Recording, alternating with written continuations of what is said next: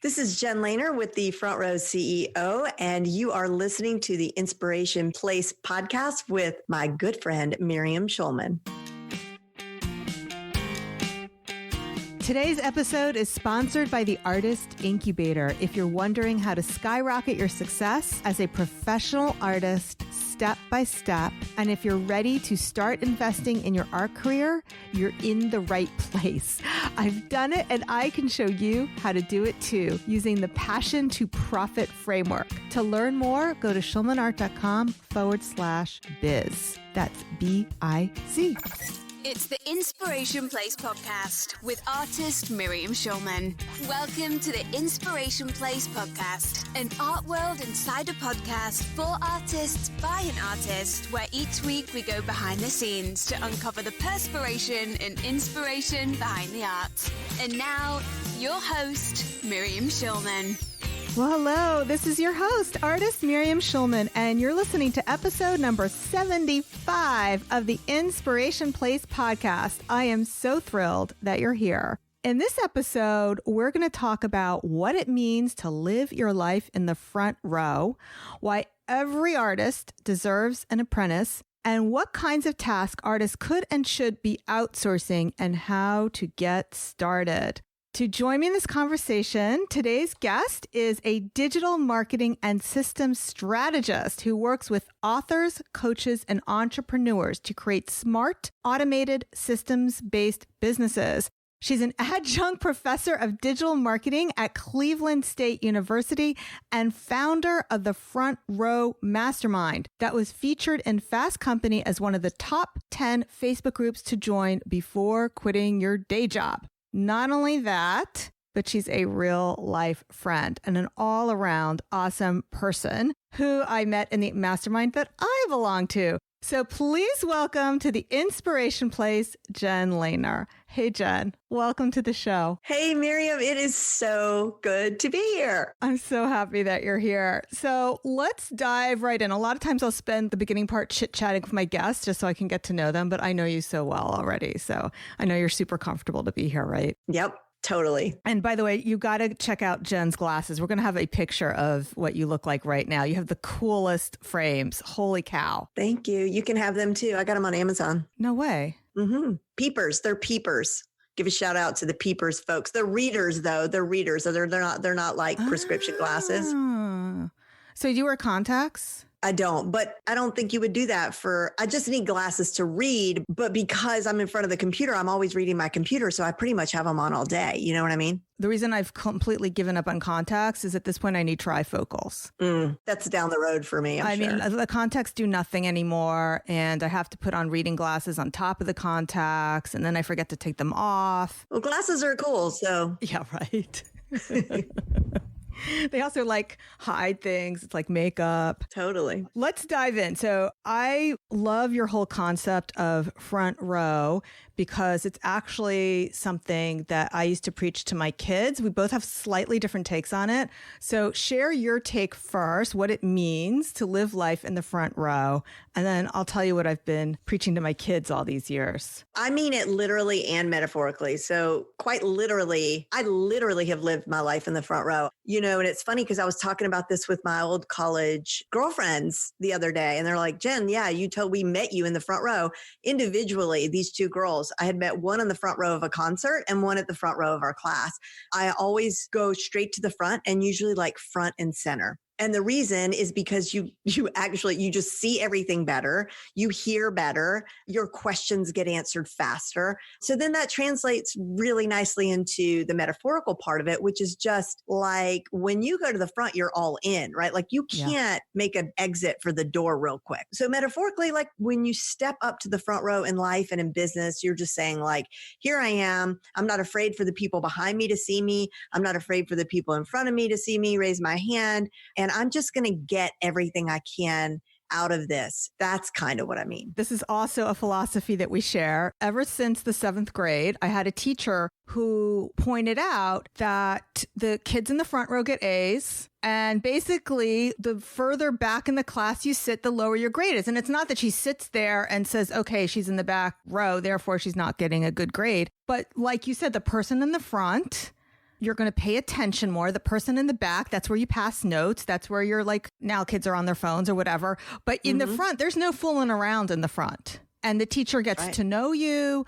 And you just get so much more out of the class when you're in the front. So I've always said to my kids, sit in the front row. You're going to get better grades if you do. So that was something that I've always embraced. But I love this whole concept of not it just being a literal thing for getting a good grade, but also taking it into your business life, like as a philosophy. Yeah, it bleeds into everything else. It's why it's okay to promote yourself, because who else is going to do it, right? Like you're taking a front row attitude in that case. Like you got to step up and advocate for yourself as a consumer, as a business person, as a patient. You know, I see my mom, like a lot of us are dealing with aging parents, and I'm so blown away by how ready she is to just be okay. Like just whatever the doctor says, you know. Or if they say it's going to take 3 weeks for test results, then she'll say, you know, doctor knows all. Okay, I'll wait 3 weeks. And I'm like, Mom, no, you got to step up. Yeah. You got to advocate for yourself. So I think it even bleeds into that, into self-advocacy. If anyone thinks this doesn't have anything to do with them because you're out of school, whenever I go to conferences, that's where you'll find me, because that's how you meet the presenters. Not only that, Miriam, I'm telling you, this is scientifically proven by my own experimentation. Yeah. And that is when you sit in the front row at a conference, the people on either side of you are going to be the most interesting people in that room because they are also like go-getters. You know, they're also have that attitude of like, I want to just soak it all up. I want to soak it all in. I'm here. I'm present.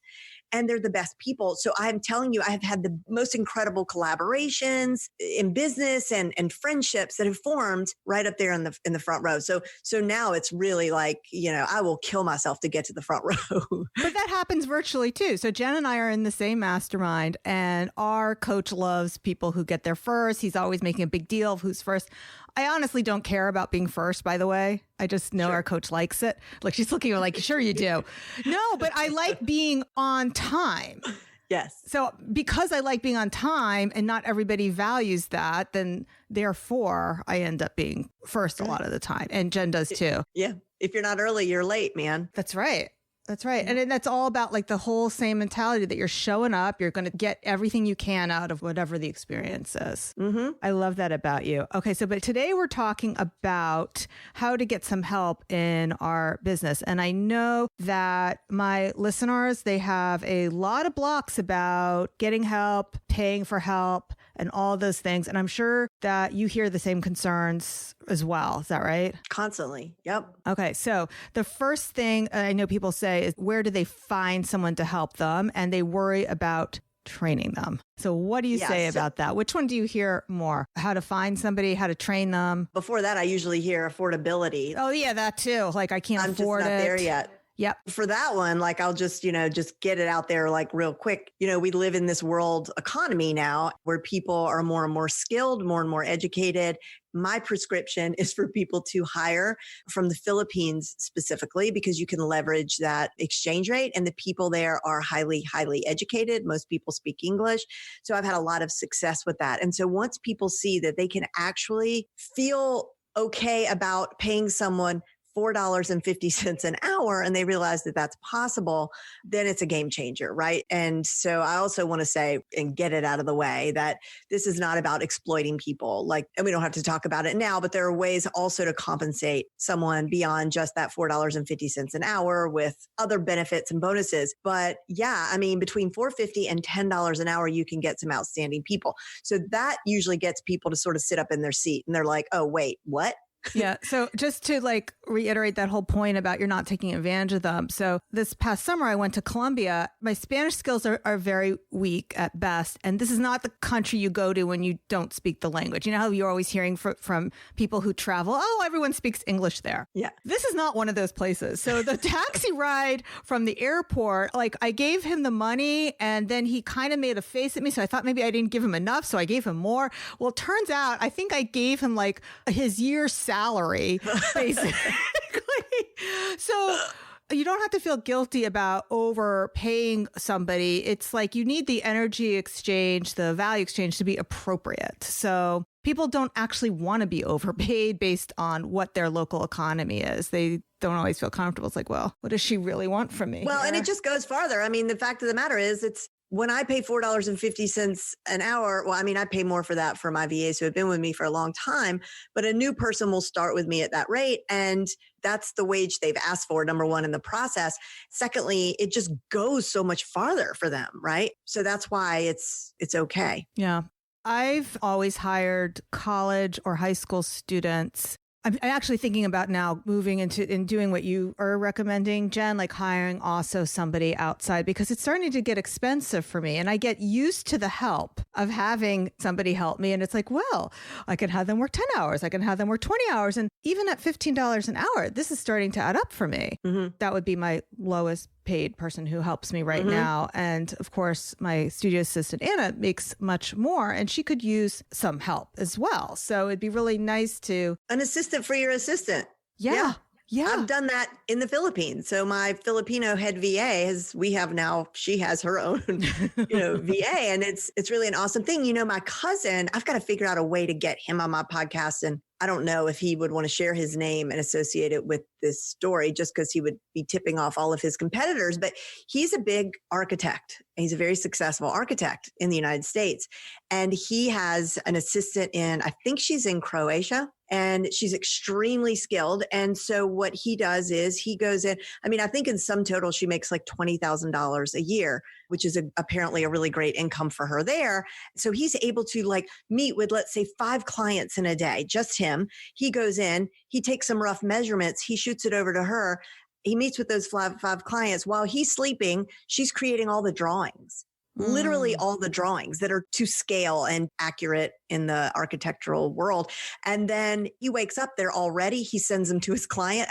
He's basically turned himself into, he's truly cloned himself. And That's so amazing. She's been with him for years, he'd pay her double, I'm sure, without, just so she wouldn't leave, because he's leveraged it 10 times over. Wow. Let's be more specific and talk about the kinds of tasks that your clients and artists who are listening to this show might be outsourcing. Because that's another thing I get asked is that, what do I give them? Which meanwhile, they kind of know what they need to give because they're feeling so overwhelmed. So what's your answer to that? What do you think is usually the first thing people need to get off their plate? The first thing you need to get off the plate is the thing that you hate the most, that you just really can't stand, that you do repetitively. And so that's going to change for people. Some people, that's managing their inbox or invoicing or chasing down clients for contracts to get signed. I'm just talking directly to my listeners. Ask yourself, how many hours do you spend Mickey Mousing the tags on whatever print on demand site or Etsy, whether it's Fine Art America, Perfect. Print on demand,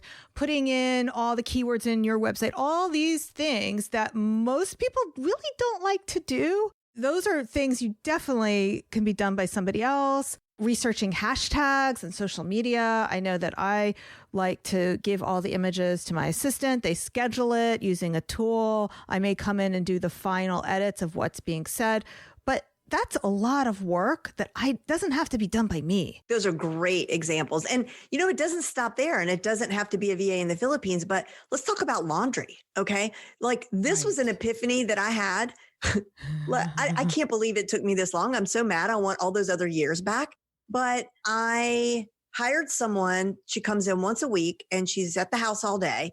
She does the laundry and she irons and she puts it all away. Okay. Yeah. It's not that I hate laundry. I actually just hate putting it away. I look at my time. So laundry can take a whole day. What can I do in that day with my time? Oh, and by the way, guilty. I also do not do my own laundry. Not guilty schmilty. It's not guilt. It's like the smartest thing. Right. It's like, you lead the way, honey. That is, let everyone know about it. It's liberating. No, but let's also talk about something else. So related, my husband, he used to iron his own shirts. Then I finally convinced him to send out the shirts. It's like $1.50 per shirt, whatever. Recently, as he's moving towards a semi-retirement, whatever, he says, well, maybe, and our kids are in college, so with all the expenses, he's like, maybe I can save money if I start ironing my own shirts. So I was like, well, it's so funny. Sweetie, how much do you charge per hour? How much is your billable hours? And I don't know if I should say what that is out loud, but it's certainly more than $1.50. You know what I mean? It's like, hundreds of dollars an hour. Right. So what does it make sense for you to be spending your time ironing shirts when you can outsource that for a lot less than what you are making? Okay, you hit on a really, really important point. And that is the other thing that we say to ourselves. Okay. So when it comes to hiring an assistant, and a lot of people are cursed who tend to be good at lots of things. Yeah. Okay. So let's say just because you know how to build a landing page, you know how to do cute social media graphics, you're really good at social media. You're really great at organizing. I don't know. Let's just say you're just good at everything. Yeah. This is a curse for a lot of people because the conversation that we have with ourselves is, since I know how to do this, I might as well save the money and do it myself. Right. But as you just pointed out, you are not saving money. No. You are leaving gobs of money on the table. Yeah. And if you look at some of the richest people in the world, like let's talk about Bill Gates. Mm-hmm. Is he still writing the computer code for Microsoft? I don't think so. Does he know how? Yes. Does he know how? Probably better than everyone else he hires.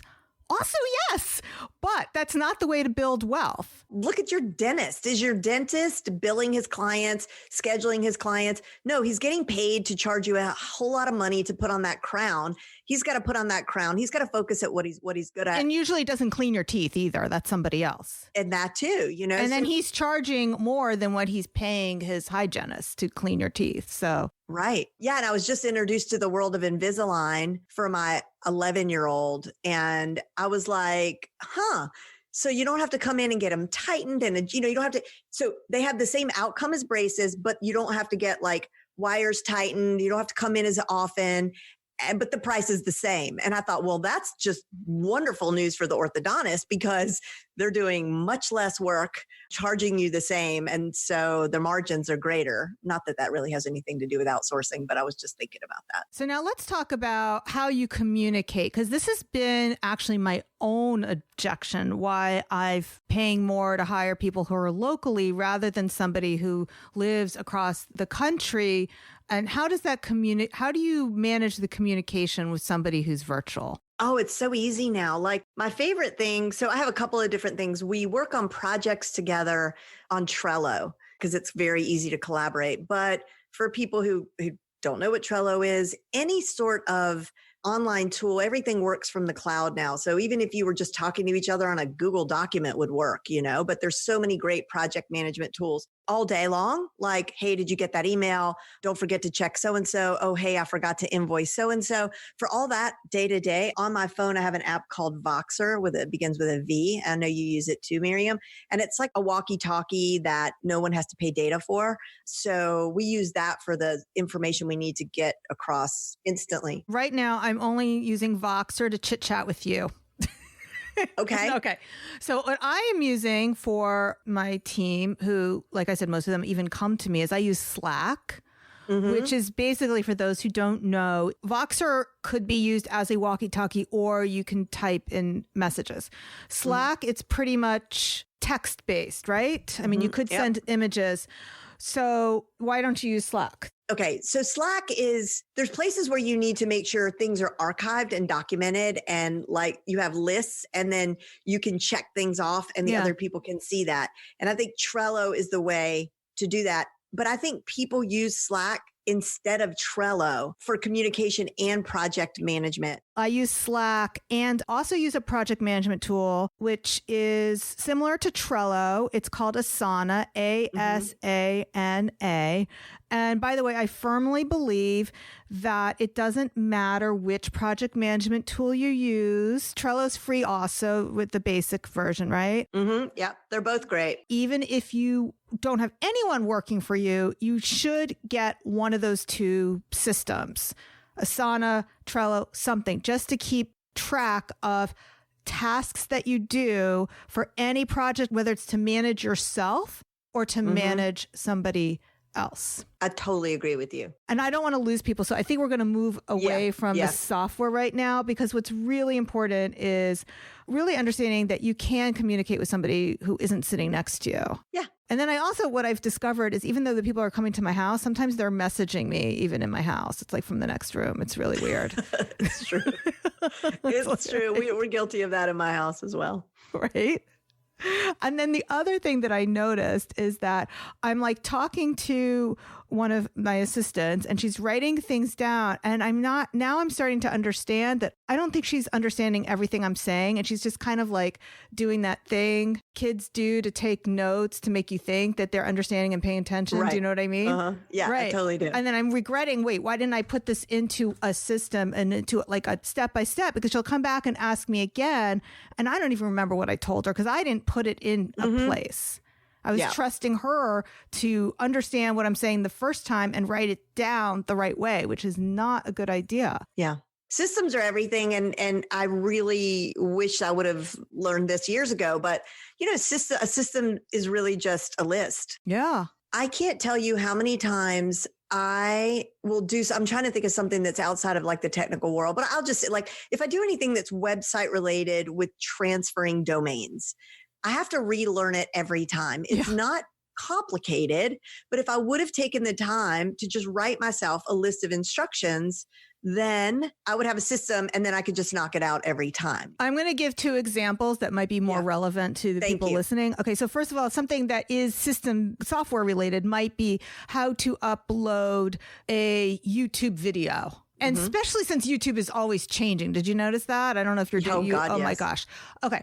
So if there's anything where you need to like write down how do you do it, it's so much better if you have a place to put a checklist. But even moving completely away from anything software related, if you've ever done, and I hope people who are listening have done this, if you've done some sort of show, art show, or an open studio, you might want a checklist of all the things you've done and then being able to reuse that same checklist next year or next time saves a lot of aggravation because there's always those things like, oh, I wish I had done this, that you can now add to your electronic checklist so that you don't forget to do it the next time. Awesome example. I also use it just as a place to store ideas. So it's not just a to-do list, but any kind of electronic holding system where you can manage not just tasks, but also information. It always helps clean my brain off if I know there's a place where I can look it up and find it. Yeah, it's the ultimate brain dump. Yeah.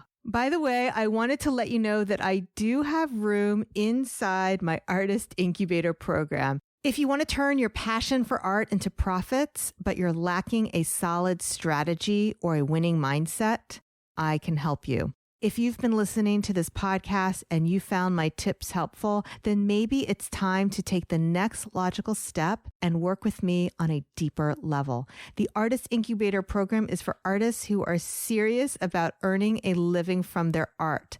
I'll consider applications from those who are just starting out. But you have to be ready to be fully committed in order to grow your art business. There's no fee or commitment to apply, and those who qualify will get a free live strategy call with me. Everyone else will get a set of personalized recommendations sent to you by email, so you win no matter what. To apply, go to schulmanart.com/biz. That's schulmanart.com/BIZ. Now back to the show. Okay, so let's talk about more objections people have. So this is something that's come up recently. I was talking to a client and she was like, well, how do I know or how do I find someone who can do the things I need them to do? That's everything. I mean, because it's one thing to understand that you need to hire, but then when you go out and do it, you could waste a lot of time and it could be really discouraging because the process could get very tangled, right? Like even if you just posted something on Facebook locally, you're going to get like tons of responses. You have to figure out how you're going to weed through those responses. It could be overwhelming and people put together resumes and it's all, we all know that we just fudge resumes. I mean, we don't fudge them, but like resumes can be deceiving. So you don't want to just ask for somebody's resume. And so what I have found is that when I post and look for a virtual assistant, and the way that I teach this is that there's a process. And part of that process is that the applicant will do some sort of test task. They'll complete some sort of task. And then nobody moves forward. It's very self-eliminating. They jump through a series of hoops that I don't really have to manage so much, leaving me with just the cream of the crop of the applicants. I'm not having to answer a bunch of emails. I'm not wasting time. And by the time I get to this qualified pool of applicants, then I'll do like an interview over Skype. This test task, does that go out in the very first level? For my own process, like what I do is I usually try to embed some sort of screening question in there.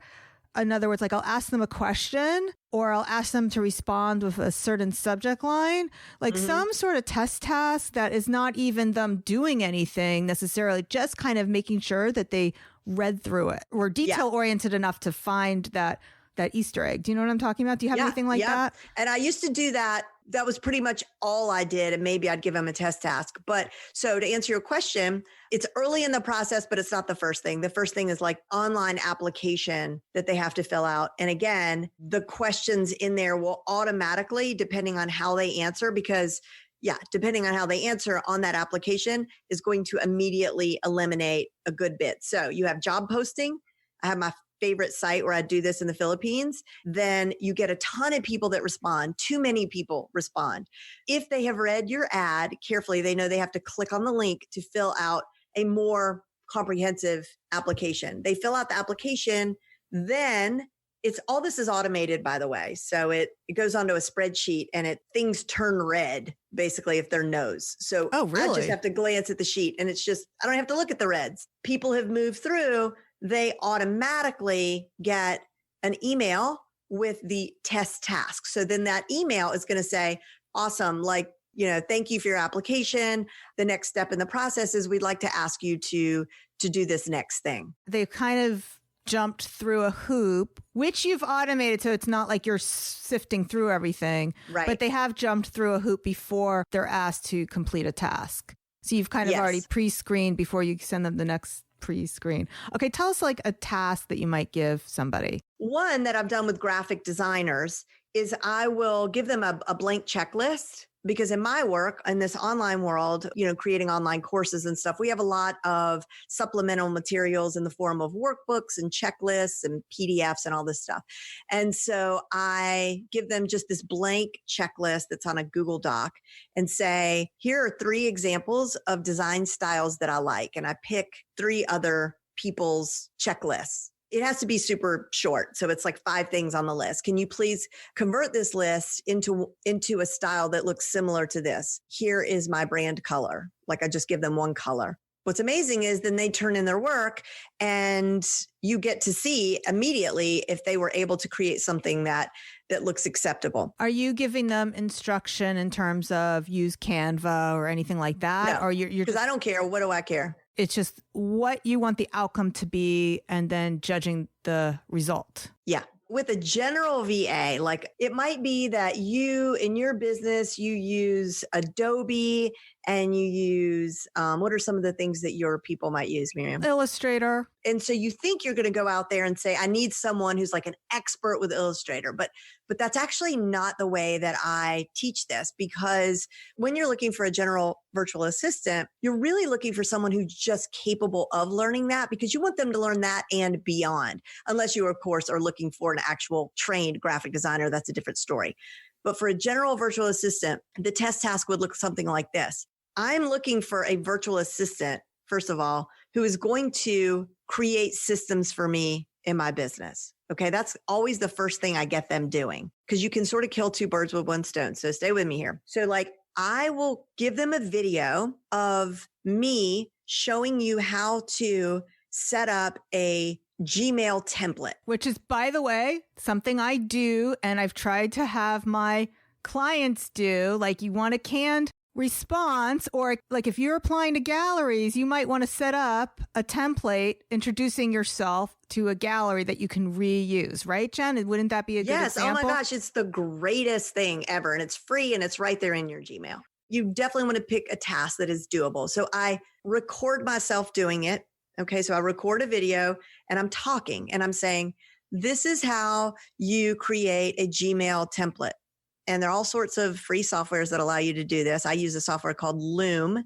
L as in Larry, OOM as in Mary. It's fantastic. It's free. Yeah. And I just want to point out, because I don't think it was completely clear, what Jen's talking about is software to record the actual on-screen video. Yeah. Yeah. That's why you're such an awesome podcast host, is because you're constantly thinking like, how are your listeners like digesting this? So that's awesome. And please interrupt all along the way, because I want to I call it the New York interrupt. Yeah, I love it. All right. So I record it. It's super short. It's like 1.5 minutes long. Then I say in the test task, watch this video. Then what I want you to do is I want you to create a document with screenshots and instructions for what I just showed you how to do. Okay. So I basically want you to create an instruction manual based on what you just saw. And I give them some sort of guidelines. I want the screenshots to be outlined in black. There's some guidelines.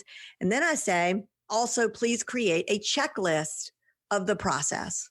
Then you're going to deliver this back to me with the subject line that says blah, blah, blah, and whatever, blah, blah. So they're going to send that via email. Now I know I don't have to open up any emails that don't have the correct subject line. You posted your initial ad. Is there a site that you always go to, or several sites? Onlinejobs.ph. You've posted your job. Maybe 100 people reply, and it fills your spreadsheet up, and then it automatically maybe invites 20 people to... Sure. Yeah. Okay. Let's just pretend 20 people do the task, and they're all given the same exact task. They're all given the same Gmail, make the Gmail. Okay. Yeah. It's all automated. Even I have a canned response that has a link. But it's not like you're coming up with a different task for each person. No. That was really my question. Okay. So everybody is getting the same task. So you're able to see who did the task the best? No, not at that point. You don't care. Is it more like they're able to do it? They're able to... Right. They've moved to the next qualifying round, because at this point they haven't had an interview yet. It's just test tasks. So now they just qualified to go to the next round. But here's something that's important. And that is, not only did they create a process and a system, a document from what they watched on the video, they created a system by creating a checklist. So that's why when I do hire them, and I only hire them initially for a trial week, right? So everybody gets hired for one trial week. Then the first tasks that I give them inside my business are the same sort of videos that I'll say, this is how I handle my inbox. This is how I prepare an invoice. This is how I send a newsletter, whatever. I let them know, just as you did in the test task, I would like you to create a process, a system. I want you to document this and create a checklist. So now, because they had to listen and watch your video so carefully and your training in order to create that checklist and that system, they now know how to do it really, really well. Before they get to the interview, everybody's given the same thing. And if you're hiring, let's say your second person, you might even reuse that, because that's really just a test to help move people forward. Is that right? I always use it. So now when they're doing the trial week, let's say it's how to invoice a client, which is something that maybe a photographer who's listening to this might do, by the way. When you hire someone and it's how to send an invoice, and then let's say for whatever reason, 6 months from now, you're hiring somebody different. Do you still have the new person create a brand new process, or now you already have that process for the second VA? No. I mean, beyond the test task. So we're not doing test tasks anymore. We've got our new person creating systems. I'm not giving them that work. Just, they don't have to prove themselves anymore. They're actually doing work, but that's just the first work I want them to do, because there's so many things I want to systemize in my business, and I want them to learn the process. I want them to learn it really well so they can then do it. So you might as well have them do both. At some point you'll run out of stuff. Let's say you hire someone in 2020 and you have them, you say, hey, create a video, create a process for uploading my art to Etsy. Okay. Mm-hmm. Perfect. And now it's a year from now, and for whatever reason, you hired somebody new. Now you say to the new person, I need to upload art to Etsy. Here's the process that my 2020 person created already. You have them watch that training video. Is that right? Because that's the way I'm understanding it. Yes. So now you have the video that you did for the other employee. Yeah. Right. So that's sitting wherever you want to put it, on your Trello board, wherever you're going to put your systems. And then you say, and here's the checklist that goes with it. But the truth is, for most of the systems, they're not going to have to watch the video that you did before. They're just going to go through the checklist. They're just going to go through the checklist. Ideally, they're going to be able to go through the checklist. And that is the beauty, is that people do come and go. And this alleviates that problem, which is one of the other pushbacks I get from people is like, oh my God, I've had somebody before. I'm going to go through all this time, money, time training somebody. And they're going to leave. And this is what completely squashes that objection, because you don't have to worry, because you've already got your systems set up and the videos that you created all along the way, teaching them how to do stuff. Because the thing is, you get in the habit, because honestly, I don't care if your people are techie or not techie. Everybody really needs to know about this Loom video, I think, because it's just a wonderful way of, even if you're just doing it for yourself, as you said, right? So you're inside your computer and you just talk to yourself. You're doing this stuff anyway. It's just a matter of literally pressing a little button and talking to yourself the whole time, because you're already doing it. You put that link somewhere, and when you need to share it, you can share it with the person that you've hired. As our businesses grow, I'm actually asking this question for myself, which may not pertain to people. Okay. As our businesses grow, benefits. Right, exactly. As our businesses grow, you're not always the one creating these Loom videos anymore, right? Do you have somebody who may be creating the video? That's a better way to look at it, is not to say to yourself, I'm creating these systems for when my VA quits or I fire them. Exactly. But to say, why did I get into that negative place? Right. No, but that is how we think. But actually, I have one of my students point out to me, she goes, I love this system because when we hire our next person, as we grow, as I build my team, this will be there for the team. I have a full-time assistant, Anna. People who take my classes know Anna. And I don't know how to do half the things she does. So it would totally not be me anymore doing it. Like how to schedule the Facebook Live. I don't do that. So like I could have her create the Loom video and then send it off to a VA to create a system, right? Yeah, that's when you know that you are a true CEO. When you get the right person, you don't have to know everything that you need done in your business. Right. We all know that we need Google Analytics on our website, but everybody out there who has that all set up, raise your hand. I bet not many people have their hand raised, right? Because it's like, Google Analytics, gross. I've never talked about analytics on this show. It's gross, right? But everybody needs it. Like you need to have that stuff set up at some point. It's good for SEO. Well, I don't want to learn it. I sure don't. But guess what I get to do? I have a capable VA who I've hired, who went through the trial period, who did the test task. I know that they're capable of learning. They like this kind of stuff. And so I find a training for that person. I either purchase it, I find some good stuff on YouTube.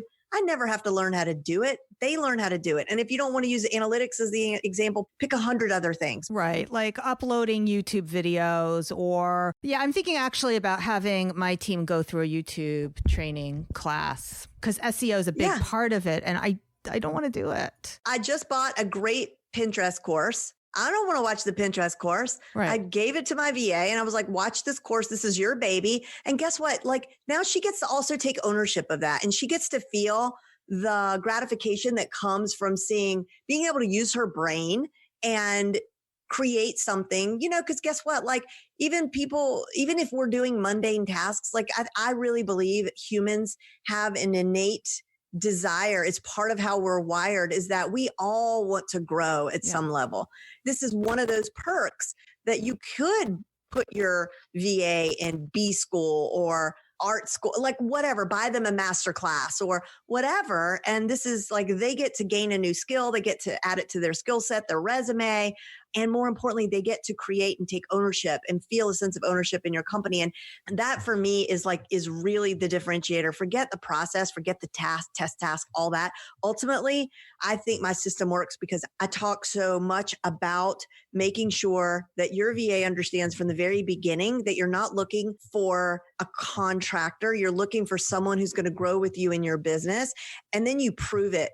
You prove it in your actions. It looks like this. So obviously, raises and bonuses, but it's also the bonuses are really important for benchmarks. So like I might say, if we get to, and I'm trying to think of a way, you're going to have to turn this for your listeners in a way that makes sense. But for me, it would be like, if we get X amount of people enrolled in the course, everybody's going to get X amount of dollars or a percentage bonus. Well, it could be just paintings sold. It could be prints sold. It could be anything that where you feel you're making more money as an artist, or for my photographers out there, you have more bookings, anything that your assistant has helped you do by taking stuff off your plate and helped you make more money, if you give them kind of a piece of that's something that they can feel good about. It's true ownership. Like they have real ownership in your company and they're incentivized to then grow your company. So right off the bat, that's important. With my VA that I have now is the first VA I ever hired years ago. And I could have cried. We got on a Zoom call, a conference call, and she was talking about the website, but she said, our website. She said, our website. Yeah. And I was like, oh my God, our website. I wasn't alone. I had someone in my corner. Yeah. She felt like it was her website too. And everything changed for me. What you just said, I think, is very important on a different level. We're so alone in our businesses, and it's so nice to feel like you have somebody on your side. That's also just mentally for your mindset.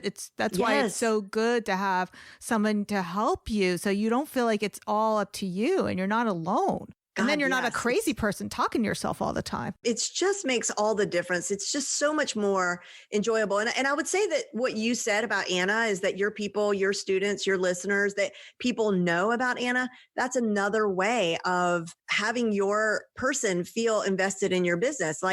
However small, your business might be like a tiny desk stuck in the corner of the guest bedroom. And sometimes you don't really feel like you have a business or you're not really doing it. But the minute that you have somebody who is just in the trenches with you, it makes all the difference in the world, I would say. Okay. So let's wrap up, Jen, because first of all, I'm so excited. I want to learn your system.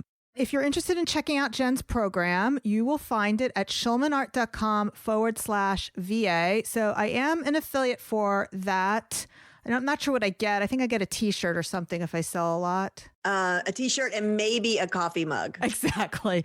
But I will be going through this program myself. So I just want everyone to know that. How long would it take me to learn this program? Is it 4 weeks, 6 weeks? So it's I hold your hand all the way through. So I run it live, even though you have access to the content forever. But it's week by week. And the last time I ran it, everybody got through in 4 weeks. But this time around, we're going to do it 6 weeks. So there's a week of implementation built in. That's helpful. But we had people before the program was over already with their, what I call perfect match VA.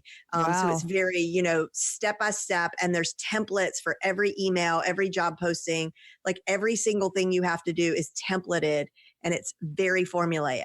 Okay. And so you will hold my hand every step of the way with this Voxer, Slack, Trello, whatever I need to do, right?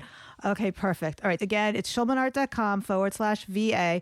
So that is open, I believe, when this podcast goes live. When are you shutting down registration in 2020? Registration is going to close February 21st. Not a lot of times, but if you're listening to this podcast after that closes, then I'm pretty sure whatever I have set up for Jen, it'll redirect for a wait list so you can get on the wait list for the next time that she opens registration.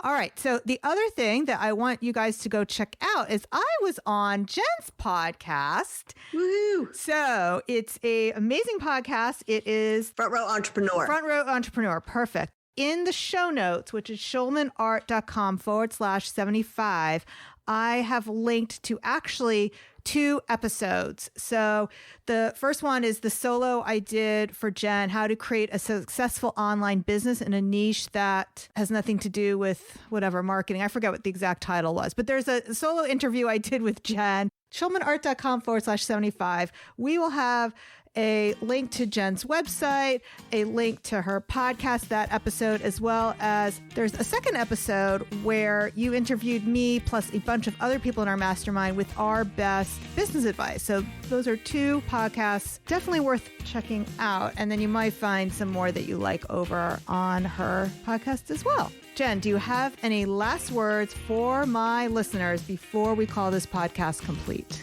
Remember that life is too short to take a back seat in life or business. So scooch up on the front row and enjoy yourself. Don't be afraid. Just do it. Go take your seat on the front row of life and business. Thanks, Jen. I really appreciate that. And this was so much fun. I love your enthusiasm for everything that you teach. Thank you, Miriam. This was awesome. All right, guys. So thanks so much for being with me here today. I will see you the same time, same place next week. Make it a great one. Bye for now. Thank you for listening to the Inspiration Place podcast. Connect with us on Facebook at facebook.com/SchulmanArt, on Instagram @SchulmanArt, and of course on SchulmanArt.com. If you like this episode, then you have to check out the Artist Incubator. It's my small group program for emerging artists who want to make more money from their art. The program is by application only. To apply, go to schulmanart.com/biz. That's biz as in B-I-Z. If you qualify for a free strategy session, you'll get my eyes on your art business absolutely free. And we'll discuss the steps you need to take to make 2020 your best year ever.